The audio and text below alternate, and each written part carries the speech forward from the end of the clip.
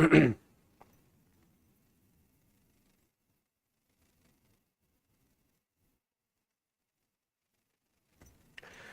good morning everyone, my name is Lalit Soni and you are watching Drishti IAS. In this live session, we will be discussing Indian Express newspaper of the day, as well as we will be discussing the news articles from the weekend, because obviously we could not come live on Saturday and Sunday. So we will be discussing Saturday, Sunday as well as Monday's newspaper today.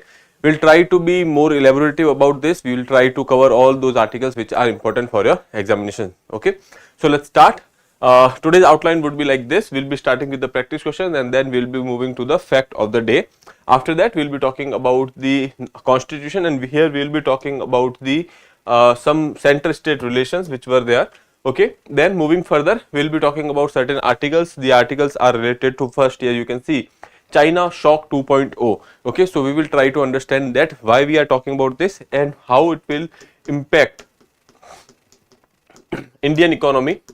You know that India is quite, when we talk about the India and China trade, we are having this trade deficit with China. So we will be understanding in that context, as well as we will be, giving a passing reference to the USA as well here. Okay.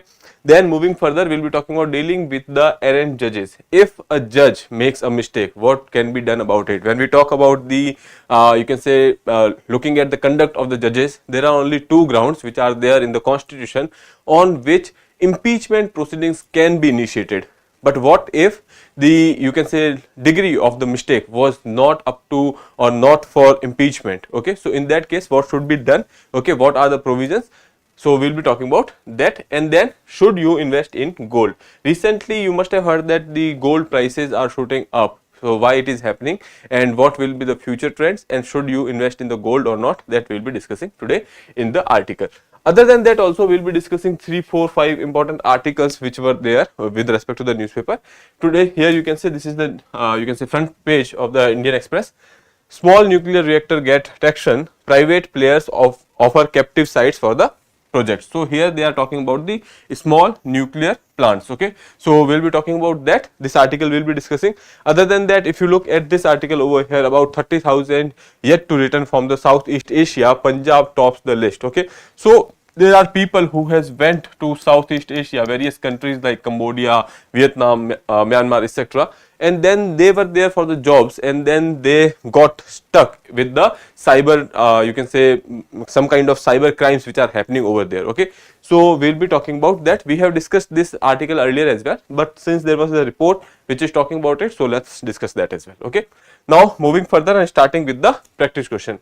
When was the Assam Accord signed? When we talk about the Assam Accord, you know that is with respect to, you can say, Assam area wherein there were some concerns with respect to the local population, or you can say there were concerns with respect to the migration which was happening from the Bangladesh, and because of which the local population was concerned about the competition which will be there in the terms of the resource use. Okay. So with respect to that, Assam Accord was signed. That is signed between three parties. One was your central government.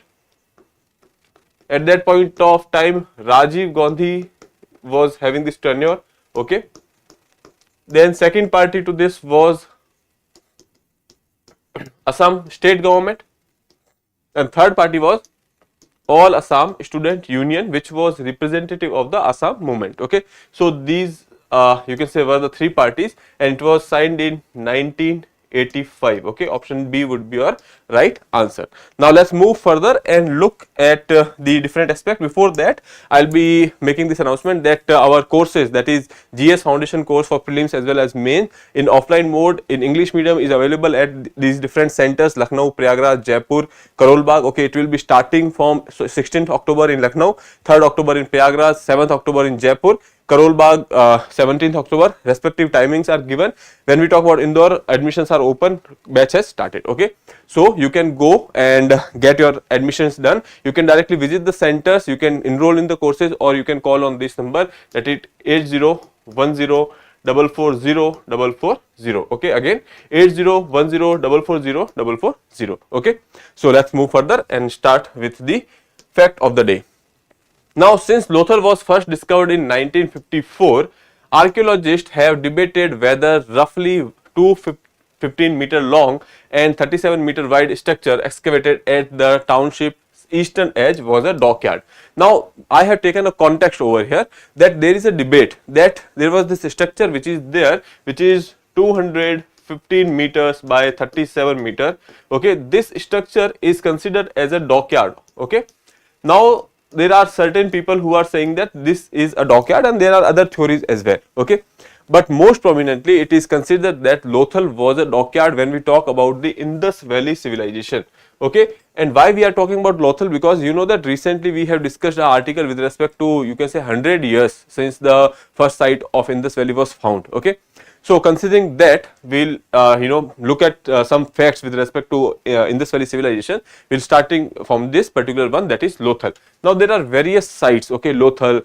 When we talk about India, there are Rakhigadi. We have, when we talk about Pakistan, we have Mohenjo-daro. We have you can say Harappa. We have Kalibanga in Rajasthan. Okay, so these are prominent sites which are there, which you should know. Okay, one of the site was Lothal, and Lothal was considered as a dockyard. Okay, now you know that Government of India is coming up with a project at Lothal. You have to tell me in the comment box that what kind of project is there in Lothal, because we have discussed that in our lectures. Okay, so that is about it. Now we can move further to the next one. You remember that Lothal was a dockyard. Other than that, there are various other sites, that is Harappa,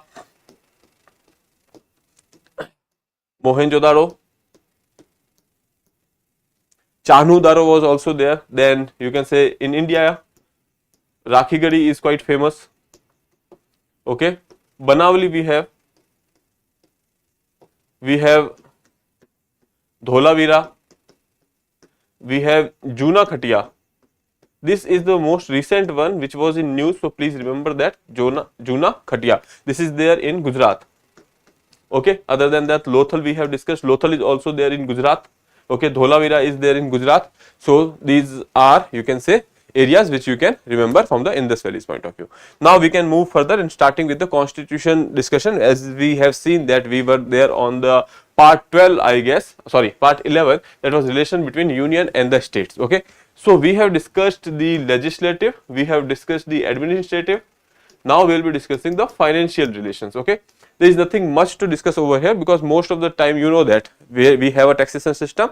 Whatever revenue comes, there is a, you can say, contribution which we keep, or you can say we divide the funds between center and the states. Okay, we have finance commission. Finance commission will recommend how much you have to you can say share with the state, and then government will take a final call with respect to that. This is the case where you have to go for the revenue sharing. Then we have one other regime, that is GST regime. In GST regime, you know that states are also partners in that. So that is a different story over there. We will be discussing that. So these are certain financial relations. Other than that, when we talk about the emergency, financial emergency, state will take call on the financial matters of the state. The center will take call on the financial matter of the states. So let's see some provisions. Okay, allocating of the taxing power. Now who will tax which area? Obviously that is given. We have already divided that parliament and the state legislature both have exclusive power to levy tax on the subject in the union and the state plates respectively. So parliament will have power to go for the taxation in the matters which are there in the union list. State legislature will have power wherein the subjects are given in the state lists. Okay, now when we talk about the concurrent list does not have any kind of subject which will go for the taxation. Okay, so moving further, residuary power if we talk about, so obviously India is a union of state and we have residuary power with the parliament. So parliament retains the residuary power of taxation. Now when we talk about grants in aid, article 275 is there. Parliament can issue grants in aid to state as it deemed necessary with different sums possible for different state. Okay, now this is a prerogative for parliament to decide in case of the grants in aid. Okay, then article 282 we have both union and the states can issue grants for any public purpose. So that is a simple thing over here. Then goods and services tax if we talk about, now when we have seen that mostly there is no such subject wherein both state and the center can go for the taxation. That is, there is when we talk about the concurrent list, sorry, when we talk about the concurrent list, no such provision is there in the concurrent list, but we have one exception, that is goods and services tax. Now goods and services tax, that is Constitution Amendment Act 101.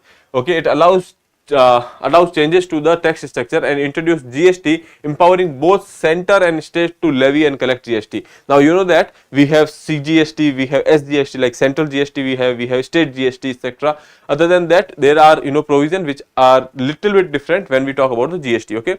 Then when we talk about the Finance Commission that is given in Article 280 establish the Finance Commission as the quasi-judicial body to recommend the division of taxes between center and state, that we know already. So this is important. Other than that, when we talk about the emergency, financial emergency, okay, so in that case there will be power which will be there with the central government, and then government will decide on the matters wherein they can reduce the salary of the government servants, etc. All these matters are there with respect to the financial emergency in our constitution which are given. Okay. Now moving further and starting with our discussion with respect to the article of the day, that is US tariff hike kicks in, electronics to solar equipments to steel, India grapples with the China shock 2.0. Now what is China shock 2.0? Okay. So what happens that when we talk about the Chinese economy right now, it is not doing very good. Okay, if there is a slump in the demand.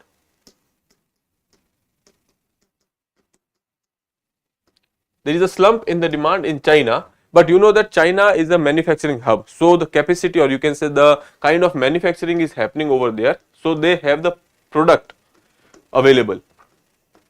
Products are there in surplus. Now that is why they need markets. Now if they need market and their domestic demand is not there, then they will look outside. Okay, so they are looking outside and they are dumping their products in other countries. Okay, and not only India, US is also facing the similar situation. When we talk about other countries of the world, they are also facing the similar situation wherein China is dumping their stuffs in these countries. Okay, now that is basically your China's 2.0 shock. Okay, China shock 2.0. Now it is impacting India as well. Okay, now see.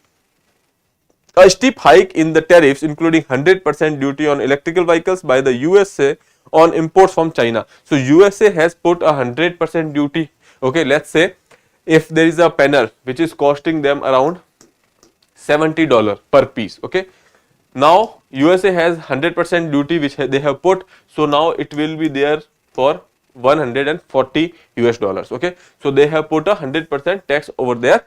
Now the world's top economies along with India and dozen other countries grapple with the rapid influx of goods that is dubbed as China shock 2.0. Okay, so there is this dumping which China has resorted to where in the various countries. Okay, India, USA, and there are other countries which are there. Okay, now US tariff hikes also include 50% duty on the solar cells and 25% on the steel, aluminium, EV batteries and some other materials. So basically USA has gone for the, you can say, putting some kind of duties over there. Now the renewed wave of goods exported by China is not just driven by the ambition to move up in the export value chain to the high tech sectors such as solar equipments, electric vehicles, semiconductors. It is now come amid a demand slump at home. Okay, so this is not just a tactic to be part of the, or you can say be at the top in the supply chain of in the exports, but the thing is that is because there is a demand slump at the home and because of which these tensions are rising. Okay,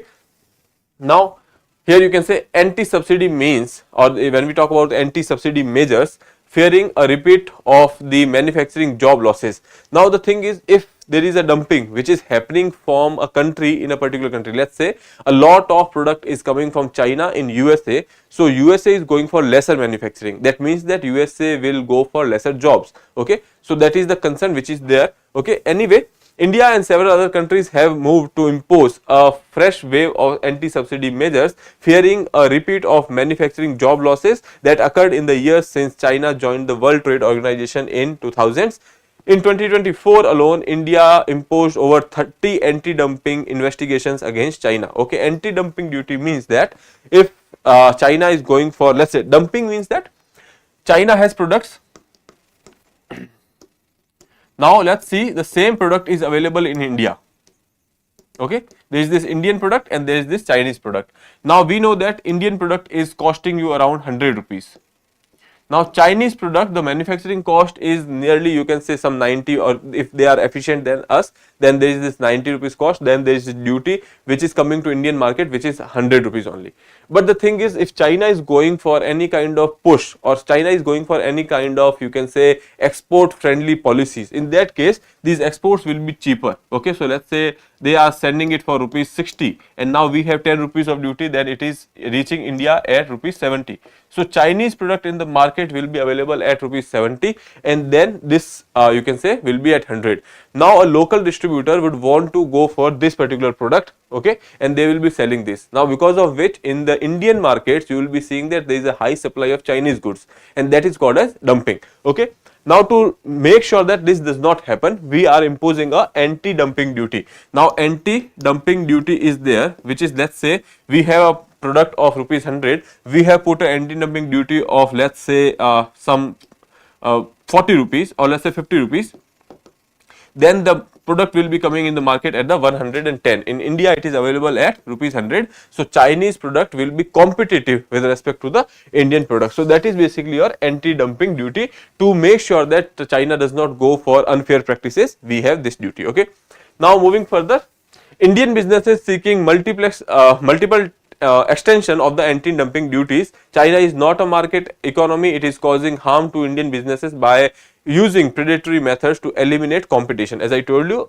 predatory methods or unfair methods to eliminate the competition means that they are actually keeping their prices low intentionally so that they can capture the market. Okay, so that is there with respect to China 2.0. We will be seeing some more things over here. Winning away not easy. Facing slowdown, Beijing's exports of excess capacity to the world has led over a dozen countries to impose duties and non-tariff barriers, but given the extent of imports, it will not be easy for India to wean away from China, because we are very much dependent on China with respect to various goods. When we talk about the electrical vehicle, when we talk about the batteries, when we talk about the solar panels, solar cells, and when we talk about the, you can say, APIs in the pharmaceutical sector, for all these things India is quite, you can say, dependent on China. Second thing is, when we talk about export promotion, okay, so with respect to the exports also, much of the raw material is coming from China. Okay, that is why India is quite dependent, and we cannot go for,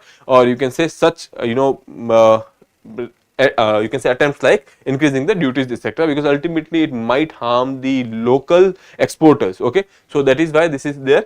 Now moving further, here you can see India is facing economic challenges due to the influx of inexpensive Chinese goods, causing global market disruption and job losses in the manufacturing.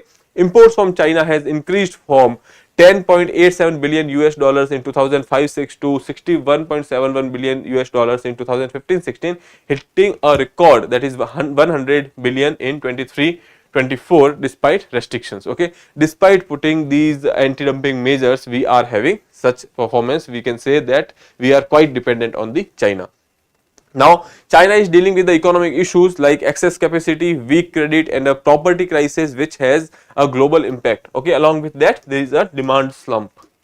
Okay, the local demand is not there, so they have to look for the external markets. Efforts are underway in India to boost the manufacturing, driven by the higher export ambitions and the government support. Okay, so this we have already seen. This is something which I have actually kept so that you can use these lines in your examinations. Okay, now moving further, second article is related to the how Supreme Court deals with the errant judges, works around limitations. Okay, now you can read this article. There are certain examples. I won't be taking these examples, but for your own good, you can directly read these examples which are given over here. But I will be talking about the issue. Now what is the issue? Let's say there is a case wherein a judge has conducted, or you can say there was this particular issue, that is there was a proven misbehavior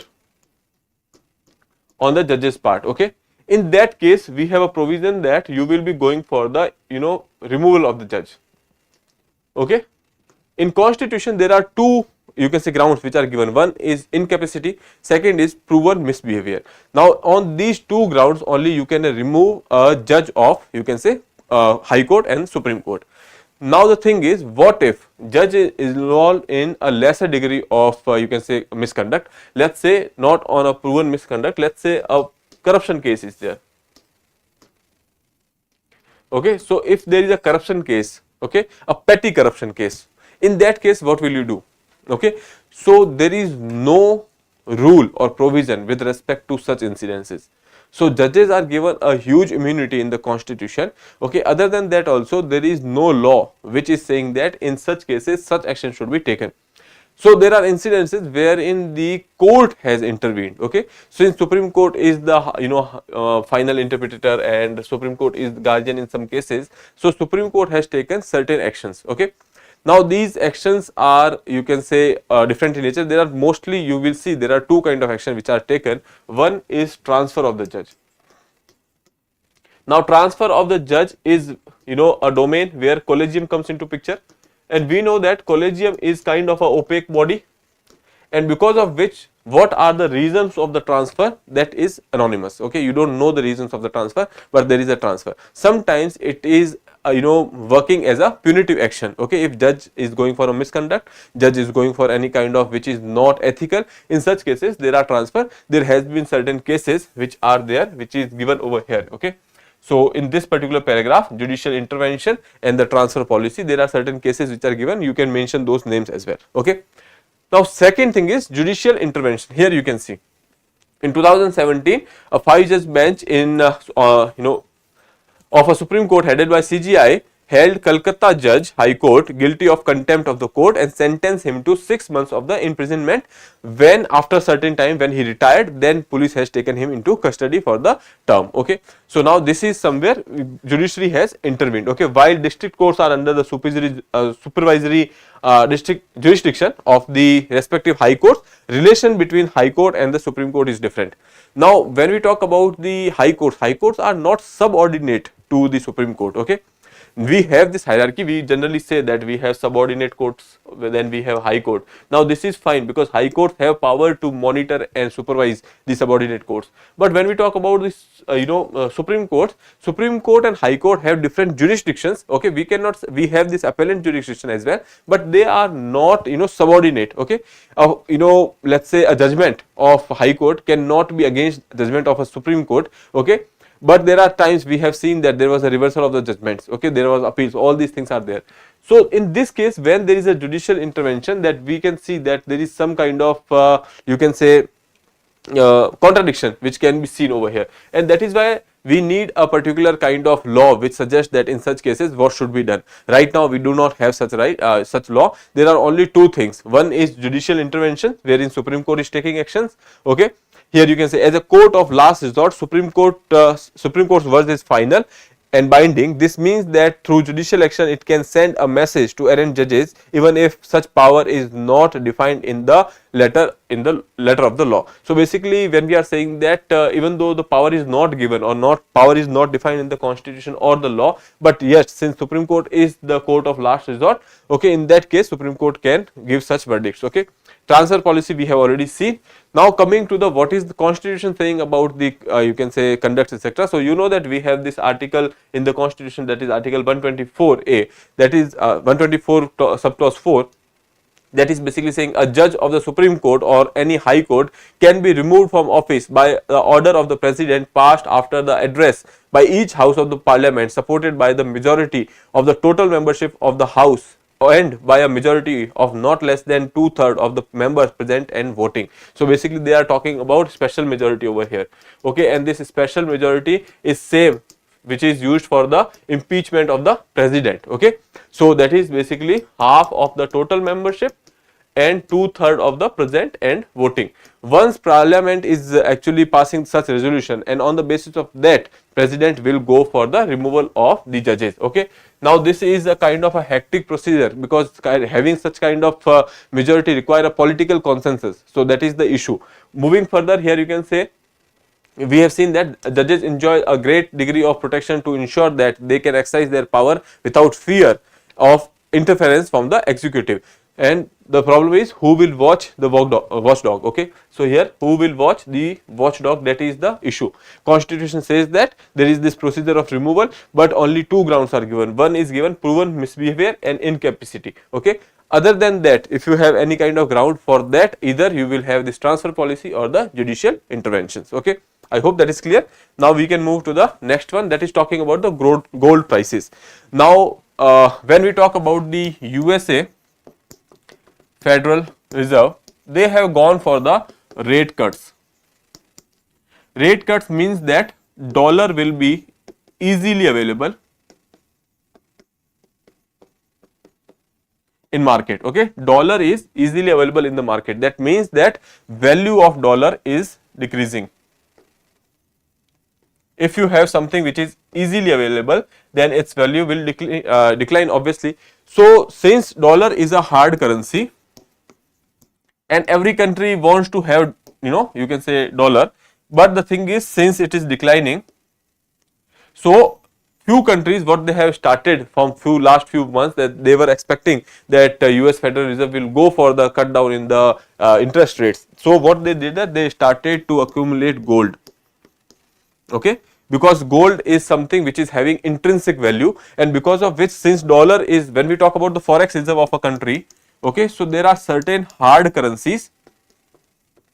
Okay, like we have 4 or 5 currencies which are, people are keen to keep in the forex reserve. Then we have SDRs, special drawing rights with respect to the IMF, and then we have gold. Okay, now when dollars are getting weak, at that point of time, countries what they do is they let go of the dollar and they will start keeping reserves in the form of gold. Okay, since gold was there with various countries in their reserves, because of which the demand of gold started to rise. Okay, so ultimately what happens, that US Federal Reserve gone for the cutting down the interest rate, because of which dollar is easily available in the market, because loans are getting cheaper, dollars is easily available in the market, and then because of which the demand of dollar declined and demand of gold has increased. Certain countries are holding that in the reserve, and because of which demand further increased, and we are saying that in coming days US Federal Reserve will go for further cutting in the policy rates, and again the demand of gold will increase. So ultimately, because of which the prices of gold are rising, and that will be rising in the past, future as well, and that is why there are certain economists which are saying that if you want to invest in gold, this is the right time. Okay, because the rates will be going further. Here you can say investors outlook: investment in gold provides a safety against the inflation and the economic uncertainty, because gold will always have an intrinsic value. And when we talk about the inflation, obviously with the rise in the inflation, the prices of the gold are rising. So keeping a metal is always, you can say, better. Then since gold prices are expected to further rise, market experts suggest investors to consider investing in the yellow metal as part of the diversification of the strategy. Okay, so that is there. Now when we talk about you can say the this particular part which we have already seen, there is this rise by the 50 basic points in the interest rate by the US Federal Reserve, and there are other reasons as well. There are certain geopolitical reasons. Okay, when we talk about the issue which is going on the Gaza, the issue which is going on the Lebanon, okay, Israel-Lebanon border, then recently that there was this attack on the Houthis as well. So all these things are there, Russia-Ukraine war, because of which also the price of, you can say, gold are rising. So this is something which is given in this particular article. Here we have already seen that what is driving the surge, that we have already seen. Then when we talk about the gold for the economic uncertainty, investing in gold offers protection against inflation and the economic uncertainty while aiding wealth creation. With price expected to rise further, expert recommended that you should go for the investment in the gold. Okay, so this is a good time if you want to invest in the gold. Okay, now moving further to the next article, that is talking about the government come up with a new draft guidelines on the passive euthanasia. When we talk about the active euthanasia and passive euthanasia, so you know that when we actually withdraw life support, okay, or any kind of you can say drug which is there, which is sustaining the life of a person, okay, in that case we are saying that this is passive euthanasia. Just because you have withdrawn the life support, the person dies the natural death. Okay, then there is this another concept, that is active euthanasia. When we talk about the active euthanasia, that means that there is some kind of external agent which has been given to kill a particular person or to help in the suicide. Okay, so active euthanasia, what happens is that you are using some kind of lethal drug, okay, to that particular person so that life will be ending. Okay, so these are the two things. When we talk about India, we have certain cases where passive euthanasia has been allowed. Okay, but when we talk about the active euthanasia, that is not allowed in India. Now, with respect to the passive euthanasia also, we do not have a particular kind of framework which the medical practitioners has to follow. Now, government is coming up with the draft on that. Okay, so you can go through this article.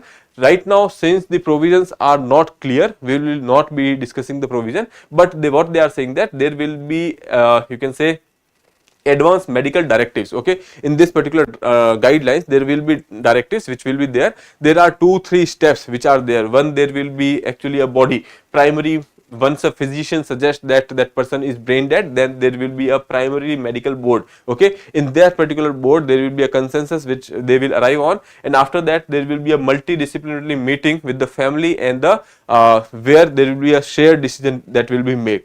Okay, after that then there will be a secondary medical board. Then once the secondary medical board says that okay fine, you can withdraw the life support, then you can withdraw the life support. Okay, so that is about the active euthanasia and the passive euthanasia. Again, these guidelines are yet in a draft form. Okay, now moving further to the next article, this is talking about the small nuclear reactor get tractions, private players offer captive sites for the power projects. Now, when we talk about the small nuclear you can say power plant, right now they are quite in you can say discussion. Okay, India plans to get into the manufacturing value chain of the small modular reactors is yielding some positive response from the private players learn to have shown interest in the deploying these captive sites. Okay, now SMRs with a capacity of 30 units to 300 units generation of power, that is you can say megawatt per unit, increasingly seen the importance of the nuclear energy to remain a commercially competitive option for the future. Now, why private players are interested? Because this is the future. Obviously, when we talk about the renewable energies, this is the future. Okay, and the cost of actually putting this plant is not very high. Okay, so they can go for it, but the maintenance is quite crucial. When we talk about the nuclear reactors, you know that you have to be very careful with that. Okay, now when we talk about the SMRs, are small reactors offering 30 to 300 megawatt power output per unit and are seen as effective, not just producing the base load of the power. Right now it is thermal power which is doing all these jobs, but almost it is also among the renewables as more carbon neutral sources. Okay, now there are certain points which are written over here. India's SMR push, global context, India is focusing on the small modular reactor as part of the clean energy transition. Okay, because of the climate change etc., we are focusing on the clean energy. Private companies are interested in deploying SMRs at captive sites. Countries like Russia and China leads in SMR development, but face expansion challenges outside their regions. Okay, now India is taking that particular you can say India is trying to get into the value chain. Now here you can say India aims to position itself as a global leader in the SMR technology and leveraging the partnership with the countries like Russia. We have, when we talk about the nuclear partnership, Russia has always been a good partner. So we will be trying to leverage that advantages. So obviously this is generating 30 to 300 per unit and the ideal for the base load power. Second thing is it is a carbon neutral alternative. When we talk about the nuclear energy, you know that emissions are not there, so that is a carbon neutral you can say alternative to the thermal energy, and it can help in decentralized grid operations and serve countries with the mid-sized grid. Okay, so for the countries which are having mid-sized grids, this is a good option. Now India's nuclear expertise and the current development, India has a strong track record of building and operating small nuclear reactors. The government is exploring SMR deployment under the Atomic Energy Act 1962 and is considering private sector partnerships, which we have already discussed. Now we can move further to the next article, that is talking about the government ignored NITI red flag that data protection law could weaken RTI. Now when we talk about the data protection law, in RTI there is this section, okay, which is saying that you should not go for you can say declaration of information with respect to a person, or you can say government official, okay, until unless it is necessary for the you can say public interest. Okay, so that is there. Now let's see. With respect to the data privacy law, there was certain draft which has come, and Niti Aayog has said that the provision which is there, provision is saying that even in case of public interest, okay, so data with respect to the public servant will not be disclosed. Niti Aayog has said that it will actually you can say compromise the RTI law. Okay, but these recommendations has been ignored, and the you can say that particular bill has been passed in the houses, got the presidential assent, and now it is yet inoperative because it is not implemented yet, but there are chances it will be implemented. Okay. So now here you can see, amid protest from the stakeholders including opposition parties and the civil society on the provision of the Digital Personal Data Protection Act, okay, Niti Aayog, the top think tank of the government, has opposed some of the provision of the law and particularly red flagged the changes proposed to the RTI Act that could weaken the legislation. Okay. In simple words, what the data protection law proposed is an amendment to the section 8 of the RTI Act, which with such effect that the disclosure of the personal information about public official would not be allowed even when these are justified in the larger public interest. Okay. So that is the provision Niti Aayog said that would be detrimental in the case of RTI. Okay. Here you can see we have already seen this particular part which is written over here in this particular paragraph. Okay. Now moving further, here you can see the bill was passed in the parliament in August 2023, received presidential assent the same month. As of now, it is yet to be operationalized and necessary rules are not yet formed. So once the rules are formed, it will be implemented. The law proposed to amend section 8 clause 1 subclause J of the Right to Information Act 2005. This prevents a public authority from sharing anyone's public personal information on two main grounds: that the disclosure will have no bearing on any public activity, and that revealing such information would cause unwarranted invasion of the privacy unless there is a disclosure made in the larger public interest. Okay. So when we talk about this section 8 clause 1 subclause J, that is saying that in the cases if there is you can say disclosure have no bearing in the public activity. Okay. Anything let us say the kind of information which is being sought that has nothing to do with the public activity, that is one thing. Second thing is, if you give such information, that will be the invasion of privacy of that particular public official. In that case, RTI can say that we are not giving this information unless there is a larger public interest. Okay. But in the new law, they are saying that even if there is a larger public interest, you should not give the information. Okay. So that is there with respect to, this is the section 8 clause 1 subclause J of the RTI Act. Now, despite restrictions, at 80% of the okay, fine, this is some slide which we have already discussed from the China's part. When we were discussing about the China, as I told you that we are having import dependency on the China. Okay. So that is there, you can go through this, you can say read through this slide. Okay. Now moving further to the next one, that is talking about the cadaver donations need rules and the challenges. Okay. Now when we talk about the organ donations, we have rules. Okay. But when we talk about the cadaver or the, you can say the whole body, you can say when there is a person who died, the whole body can be donated, that can be used for the, you can say, study purposes which are there in the medical colleges. Okay. Now when we talk about the India's medical college, if we look at AIIMS, okay, AIIMS Delhi, that is having a sufficient supply of the cadavers, but when we talk about the other hospitals etc., they are not having such supplies. Okay. It is said that for per 10 students there should be one such body to operate on. Okay. Now obviously there are, you can say, dummies on which you can perform such operations etc., but body, you can say a real body will have a different impact because that is, you know, kind of a hands on practice. Okay. So that is why we are talking about this cadaver donation, and recently it was in news because of the CPIM leader Sitaram Yechuri, okay, who died and he has donated the body. What are the cadavers used for? As I told you that these are used for the hands-on practices in the medical colleges. Okay. Now who can donate their body? Anyone who is having you can age of 18 years can go for the donation. Most of the time, even the, you can say, bodies with having some kind of crucial diseases etc., they are also acceptable, except in the case of, you can say, HIV etc. Okay. So in that case that can be denied. Okay. Like tuberculosis, sepsis, HIV, that can, you know, there are less chances that they will accept that. Okay. Now same is the case for the body organs as well, obviously.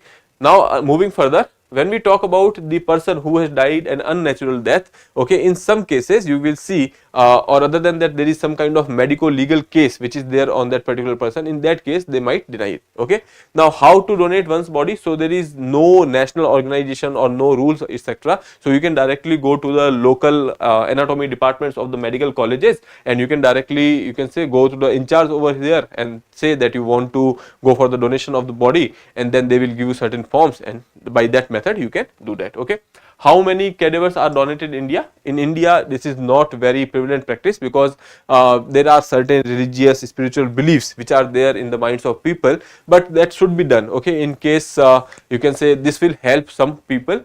So that is there in India, that is not done enough. Okay, there is a reported shortage which is there. Here requirement is 1 cadaver for every 10 students, and as I told you that other than AIIMS Delhi, there are other medical colleges where is dearth of these cadavers. Okay, now so how do medical colleges make for these particular arrangements of the cadavers?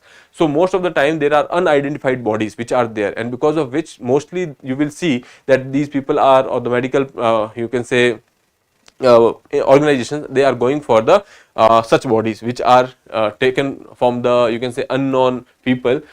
If there is someone who is not claiming the body, okay, if there is no relative alive or they are not coming forward, so in that case they will be using that particular body. Okay, so here you can say, given the shortage of the medical college, given the shortage, medical colleges are forced to use the unclaimed dead bodies. States Anatomy Act is providing for that. Although the specifics can vary, all these acts allow the use of the unclaimed body for the science. Okay, so this is something with respect to the cadavers. So there are certain medical, or you can say morally or ethical issues are there. Okay, so let's say when we talk about this unclaimed body, most of the time you will be seeing that these bodies are from the, you can say, lower strata or the poor people. Okay, so there is this thing which we can say that most of the time such people are actually, or such bodies are getting used for, you can say, cadaver purpose. But again, that is you can say desperate measures which we have to take. Anyways, moving further to the next one.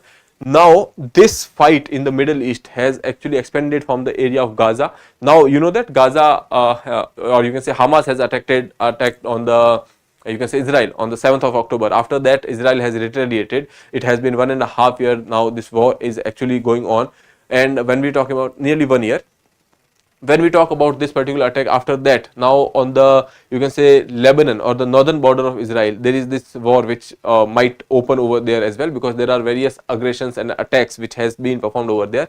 Recently you will be seeing that there was this UNGA UNGA sessions were there, and in that particular session PM Netanyahu has said that they will fight. Okay, we will fight until we achieve total victory, Netanyahu tells the UN. Okay, so that is what they have made clear, that they will fight. After minutes of this particular speech, there was some attack there in the Beirut, that was in the you can say Lebanon. Okay, and where there was this prominent leadership of the Hezbollah has died. Okay, Hezbollah leader Nasrallah killed in the Israeli strike on the headquarters in the Beirut. And after that, that kind of death which has happened, you can say the death of the Hezbollah leader, that is quite a shock for the Iran, because Iran, when we talk about Hezbollah, it is supported by Iran, and Iran is actually using it to create a narrative in this particular area. Okay, so that is quite a blow to Iran. Now after such attack, you know that recently there was another thing which has happened. Israel kills another Hezbollah leader in Lebanon. Okay, and after that they have struck Houthis in Yemen. Now Houthis are another group which is supported by Iran. Okay, they are in Yemen, and they were also supporting, you can say, this Hamas in the Gaza. Okay, so this is something which Israel has done. Okay, so if you talk about the area, the location which will be important, this is Israel. Okay, and here you can say this area is basically Gaza, where the fight has started. This is your West Bank. Okay, this is Golan Height. This is West Bank. We have Dead Sea over here, Sea of Galilee is there. Now looking at this particular area, this is the northern borders of, you can say, Israel, and this is Lebanon. Okay, the capital is Beirut, and where that attack has happened recently. Okay, so that is about the location in this particular area. Lebanon has border with Syria, and here you can say with Israel. Okay, so I hope that is clear. Now moving to the issue with all these things, if you talk about the history, etc. So Prime Minister has said that they will use full force, etc. Now what happens in 1970s and 80s? Okay, so establishment of the Israel in 1948, you know that there was this establishment of Israel, and after that there was this event which has happened, that is Nakba. Okay, when we talk about Nakba, nearly you can say 7,50,000 people or the Palestinians has actually moved from that particular area, and few of them has gone to the northern border. These are basically you can say Lebanon or the south of Lebanon, okay, southern side of the Lebanon. They have actually based over there. Now Lebanon is having mostly a Christian population, and because of which what has happened, that there was this conflict which has started over there. Okay, and because of this conflict there was this struggle between the Palestinian people and the you can say people from the Christianity in the Lebanon. Okay, now they have actually gone for the you can say PLO, or you can say liberation you can say Palestinian Liberation Organization. They have made there in 1960s and 70s. Now they started to have a conflict over there, and they tried to make sure that they have a stronghold in that particular region. Okay, now in March 1978 a massacre has happened in Israel side, okay, and by that was performed by these PLOs, okay, that was supported by these PLOs, because of which Israel retaliated. Israel attacked in this particular area or the southern territory of Lebanon, and with the help of the allies, or you can say those Christian population which is there, okay, which was there in the majority, 40% of the population is Christians, and they have supported, and because of which Israel has taken control of the southern part of that particular area. Okay, now to resist Israel, there was this group which was rises over here, that is Hezbollah. Okay, so that group has started to be there, that is basically Hezbollah, and after that that group has actually created some situations because of which Israelis could not survive in that particular area, so they have retreated from here. Yet there are certain you can say operations which are still there in the southern Lebanon when we talk about Israel, but now this actually area is quite controlled by the Hezbollah. Okay, we have talked about the Hezbollah. Hezbollah is basically a party of God. The term literally means that party of God. Okay, now this was initially the objective was to actually drive these Israelis from that particular area. Once these Israelis are gone, nearly around 2000 they are gone from this particular area, because cost of these fights were quite heavy, and after that they have took control of this particular area, and they got prominence in the local politics as well. Iran was supporting them. Okay, when we talk about Hezbollah, this Hezbollah was supported by initially these Palestinian people over there in the southern Lebanon were supported by Russia. Okay, at that point of time, you know that it was USSR. Okay, and then there was another bloc, that is USA. So Israel was supported by USA, and USSR was supporting the Palestinian in the southern Lebanon. Okay, now Hezbollah has taken control over this, and Hezbollah was kind of having support from Iran. Okay, it is a prominent military you can say militant organization which is over there, and they are having a stronghold over. Okay, they are expert in guerrilla warfare and the rocket launching, etc. So that was there. Later conflict and the legacy, if we talk about, as I told you that in 2000s Israelis has withdrawn from this particular area. After that there was this one attack which was there, and because of it Israel has actually launched retaliatory attack in 2006 which was there, but Hezbollah could not be eliminated from this particular region because it was so prominent in that area. Okay, so that is the history of Hezbollah with respect to the Israel and the Lebanon, etc. Okay, now BrahMos Aerospace to have job reservation for the Agniveer. You know that in the Agniveer scheme it was the problem that after 4 years of contract is done, what will these Agniveers do in the mainstream society? So for that there are certain you can say states, they have come forward that they will take them in the state police. Okay, then when we talk about CRPF, okay, other than that BrahMos, which is a you can say joint venture between India and Russia, so they have said that they will also go for the you can say reservation for these Agniveers in their company. Okay, so that is there. Now we can move further to the next one. Studying Chola naval campaigns, reducing pipe bands, armed forces, look at the changes. When we talk about our forces, armed forces, they are having this colonial legacy. Now government is trying to do away with the colonial legacy, so they will be saying that these pipe bands, etc., they will be removed, and all you can say Indian elements will be you can say introduced. Okay, Chola naval campaign, because Chola's naval was quite prominent. Okay, we still till now we have actually gone for studying the Britishers campaigns, etc., in the you can say when we talk about the any kind of defense strategies we see. So now they are saying that they will be looking at the Chola strategy as well. what changes they will be doing is, so here you can see they will be going for the from the Scottish pipe bands, they will go for the pipe band which is having a pan India character. Okay, then military is switching up things. When we talk about the India's rich history, they will be looking at that, like Raja Chola and Marathas, they will be studying that. Then when we talk about the rules, etc., so now Army, Navy and Air Force has their own set of rules, but now they will be moving towards a tri-service act wherein there will be a collaborative rules which will be there. Okay. Now several colonial era symbols has been swept out of Indian Indian ones. When we talk about the Navy, when we talk about the masses, naval masses over there, so they have started to, you can say, allow kurta pajama, that is having a local tradition. Okay, so that is a passing reference to this particular thing. You can go through this and read this particular thing. Okay, now about 30 yet to return from the Southeast Asia, from Punjab tops the list. As I told you that there are certain people who has stuck in the cyber crimes in the Southeast Asia, and they have went there for the jobs. Okay, so how they will operate over there? So this is the procedure which is given over here, how they are operating, this racket is operating, which is there. Maximum number are from the Punjab which are stuck over there. Okay, now for your own read, there is this article, random checks and finds NSQ drugs in the market. There were certain drugs which are there which is having some issues, that has been discussed in the in news program of Friday, I guess. So you can go through that particular video. And then there is another one, how Mars atmosphere went missing. So you can go through this particular article as well, because we have discussed about the Mercury, we have discussed about the Venus. So you can go through this article as well. Okay. In the end, we have this particular question, which militant group operates predominantly along the Israel-Lebanon border? Hamas, Hezbollah, ISIS or Al-Qaeda. So you can go through this particular options and then attempt the question and answer to me in the comment box. With that, I would like to take your leave. I'll see you in the next episode. Till then, have a good day. Thank you and please subscribe the channel.